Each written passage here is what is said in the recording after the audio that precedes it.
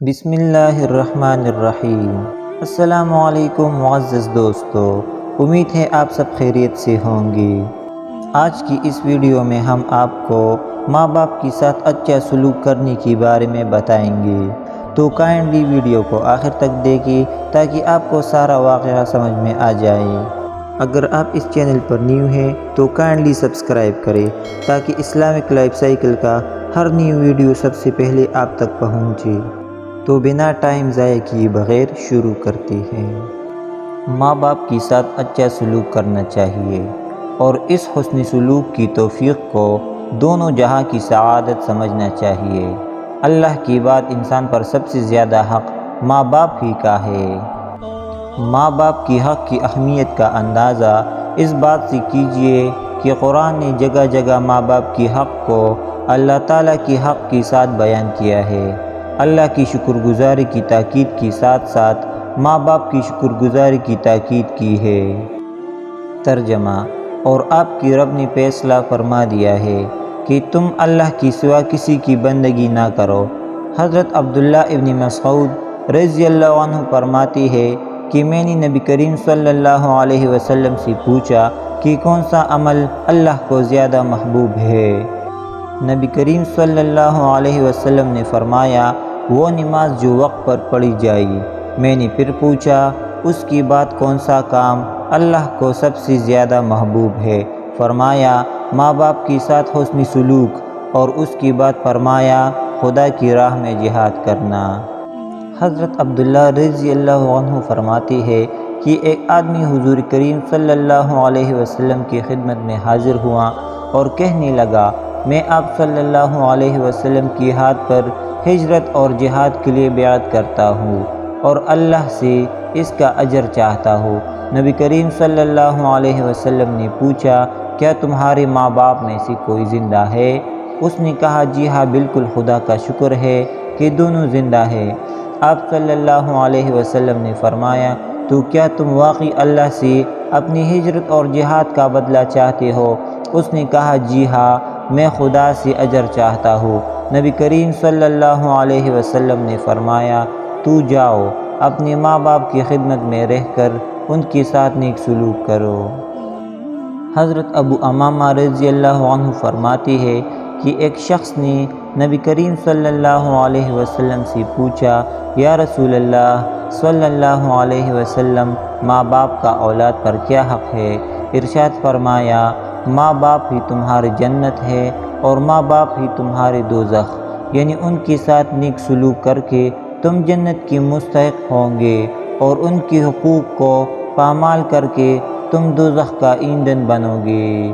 حضرت ابو ہریرہ رضی اللہ عنہ سے روایت ہے کہ حضور کریم صلی اللہ علیہ وسلم نے ارشاد فرمایا کہ تم دوسروں کی عورتوں سے پرہیز کر کے پاک دامن رہو، ایسا کرنے سے تمہاری عورتیں پاک دامن رہیں گی، اور اپنے والدین سے حسن سلوک کرو، ایسا کرنے سے تمہارے بیٹے تمہارے ساتھ حسن سلوک کریں گے، اور جس شخص کے پاس اس کا مسلمان بھائی عذر خواہی کے لیے آئے تو اس کی معذرت قبول کر لے، خواہ حق پر ہو یا نہ ہو۔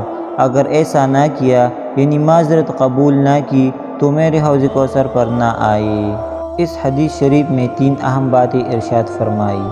اول یہ کہ تم پاک دامن رہو گے اور دوسروں کی عورتوں کی طرف نفس اور نظر کو متوجہ نہ کرو گے، تو چونکہ تم نے دوسروں کی عورتوں سے حفاظت کی، اس لیے اللہ کی جانب سے یہ انعام ملے گا کہ تمہاری عورتیں پاک دامن رہیں گی، ان کی طرف نفسانی خواہش رکھنے والے متوجہ نہ ہوں گے، اور نہ وہ شوہر کے علاوہ کسی پر نظر ڈالیں گی۔ دوسری بات یہ بتائی گئی کہ اگر تم نے اپنے ماں باپ کے ساتھ حسن سلوک کرو گے تو تمہارے اولاد تمہارے ساتھ حسن سلوک سے پیش آئیں گے۔ ظاہری سبب کے اعتبار سے تو یہ بالکل واضح ہے، کیونکہ جب تم کو اولاد دیکھیں گی کہ والدین کے ساتھ اکرام اور احترام کے ساتھ پیش آتے ہو اور جان و مال کے ساتھ خدمت کرتے ہو، تو آپ کے عمل سے بچے بھی سبق سیکھیں گے اور سمجھیں گے بھی کہ والدین کے ساتھ حسن سلوک ہمارے معاشرے کا حصہ ہے۔ ہم کو بھی اپنے ماں باپ کے ساتھ یہی کرنا چاہیے۔ جیسے ہمارے ماں باپ نے اپنے والدین کے ساتھ کیا، اور باطنی طور پر اس کو اس طرح سمجھی کہ جیسا کرو گی ویسا بھرو گی کے مطابق ہے۔ جب آپ نے اپنے ماں باپ کے ساتھ اچھا سلوک کیا تو اس کی صلہ میں اللہ تعالیٰ تمہاری اولاد کو تمہاری طرف متوجہ فرمائے گا، اور اولاد کے قلوب میں تمہاری عزت اور وقت ڈال دے گا۔ نیز اس کے ساتھ اس کا برعکس بھی سمجھ لینا چاہیے کہ اگر تم نے اپنے ماں باپ کے ساتھ برا سلوک کیا تو تمہاری اولاد تم سے یہی سیکھیں گی، اور جب اس کا نمبر آئے گا تو تمہارے ساتھ وہی سلوک کرے گی جب تم نے اپنے ماں باپ کے ساتھ کیا۔ ایک قصہ سنایا جاتا ہے کہ ایک شخص نے اپنے بوڑھے باپ کو ایک گٹھلی کی طرح باندھا، پھر اس کو کنویں میں ڈالنے کے لیے چل دیا۔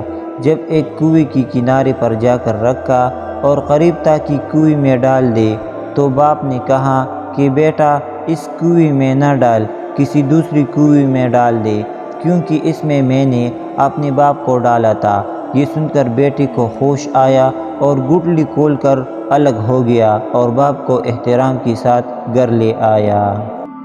تیسری بات یہ بتائی کہ جب کسی مسلمان سے کوئی ناراضگی کی بات ہو جائے اور اس کے بعد وہ معافی مانگنے لگے اور عذر خواہی کرے تو اس کی معذرت قبول کر کے دل صاف کر لو۔ یہ نہ دیکھو کہ غلطی کس کی تھی، وہ غلطی پر تھا یا تم تھے، اس کو جانے دو۔ جب معافی مانگنے لگا تو معاف کر دو، بلکہ اگر تمہاری غلطی تھی تو تم بھی معافی مانگ لو، اور اس کی کوئی حق تلفی کر چکے ہو تو تلافی کر دو۔ یہ تھی ماں باپ کے ساتھ اچھا سلوک کرنے کے بارے میں چھوٹا سا واقعہ۔ اگر ویڈیو اچھی لگی ہو تو لائک کرنا نہ بھولیے گا۔